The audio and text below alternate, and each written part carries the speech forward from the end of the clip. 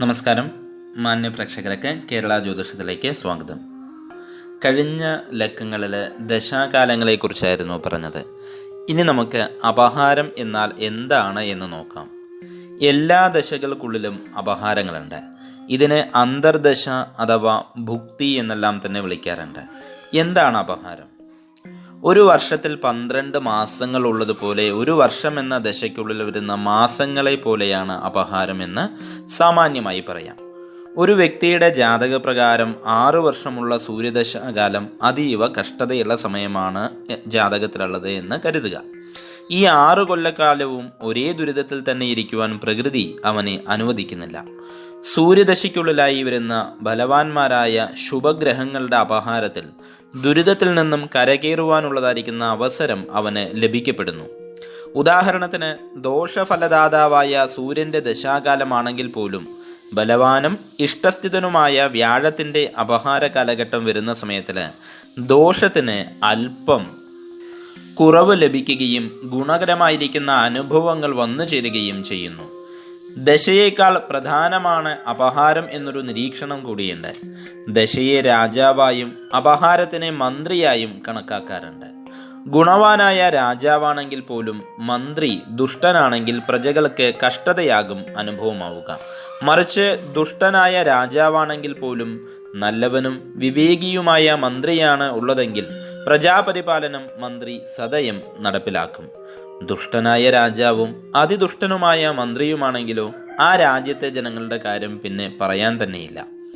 ഓരോ ഗ്രഹത്തിൻ്റെ ദശയിലും ആ ഗ്രഹമടക്കം 9 ഗ്രഹങ്ങൾക്കും നിശ്ചിതമായ അപഹാര കാലഘട്ടങ്ങളുണ്ട്. ദശാനാഥൻ്റെ അപഹാരകാലമായിരിക്കും ആദ്യം വരിക. ഇതിനെ സ്വാപഹാരം എന്നാണ് പറയുക. പിന്നീട് ദശകളുടെ ക്രമം പോലെ തന്നെയാണ്. ദശകൾക്കുള്ളിൽ അപഹാരം ഉള്ളതുപോലെ തന്നെ അപഹാരങ്ങൾക്കുള്ളിലും അപഹാരനാഥന്മാർ മുതൽ നവഗ്രഹങ്ങൾക്കും ഛിദ്ര കാലഘട്ടവുമുണ്ട്. ഇവയെ മുൻനിർത്തിയാണ് ജ്യോതിഷികൾ ദൈനംദിന ജീവിതത്തിലെ ശുഭാശുഭ ഫലങ്ങൾ നിർണ്ണയിക്കുന്നത്.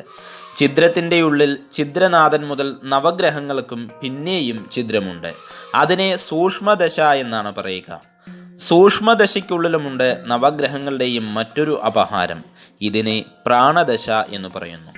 ജ്യോതിഷ ഗുരുനാഥൻ എന്ന ഗ്രന്ഥത്തിൽ ഇതിനെ വിശേഷിപ്പിക്കുന്നത് ഇങ്ങനെയാണ്: ദശ എന്നത് ജീവിതത്തിൻ്റെ അകലക്കാഴ്ചയാണ്.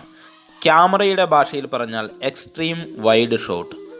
ഏറ്റവും ചെറിയ കാര്യങ്ങൾ വരെ വ്യക്തമാകുന്ന കൃത്യമായ സമീപദർശനമായ എക്സ്ട്രീം ക്ലോസപ്പ് ഷോട്ടായാണ് സൂക്ഷ്മ പ്രാണദശകളെ കണക്കാക്കിയിരിക്കുന്നത്. ഒരാൾക്ക് ഇനി വരുന്ന 20 വർഷക്കാലം ശുക്രദശാകാലമാണ് എന്ന് പറയുമ്പോൾ ആ വ്യക്തി അക്കാലത്തിൽ അനുഭവിക്കാൻ പോകുന്ന ജീവിതത്തിൻ്റെ ഒരു ഏകദേശ ധാരണയെ നമുക്ക് കിട്ടുകയുള്ളൂ. ദശാകാലത്തിനെ അപഹാരകാലമാക്കുമ്പോൾ 2-3 വർഷത്തെ ഫലങ്ങൾ ജ്യോതിഷിക്ക് മുന്നിൽ തെളിയുന്നു. അതിനെ ഛിദ്രമാക്കിയാൽ മാസങ്ങളുടെ ഫലം തെളിയും. വീണ്ടും അതിനെ ചുരുക്കി ആഴ്ചകളും ദിവസങ്ങളും മണിക്കൂറുകളുമാക്കുമ്പോൾ ഫലപ്രവചനം ഏറ്റവും കൃത്യമാകുന്നു. ഇത്രയുമാണ് ദശ അപഹാരങ്ങളുടെ ചെറിയൊരു വിവരണം. അടുത്ത ലക്കം മുതൽ ദശാകാലങ്ങളുടെ ഗുണദോഷ ഫലങ്ങളെക്കുറിച്ച് മനസ്സിലാക്കാം. അടുത്ത ലക്കത്തിൽ സൂര്യദശാകാലത്തിൻ്റെ ഫലങ്ങളെക്കുറിച്ചാണ് പറയുന്നത്. നന്ദി, നമസ്കാരം.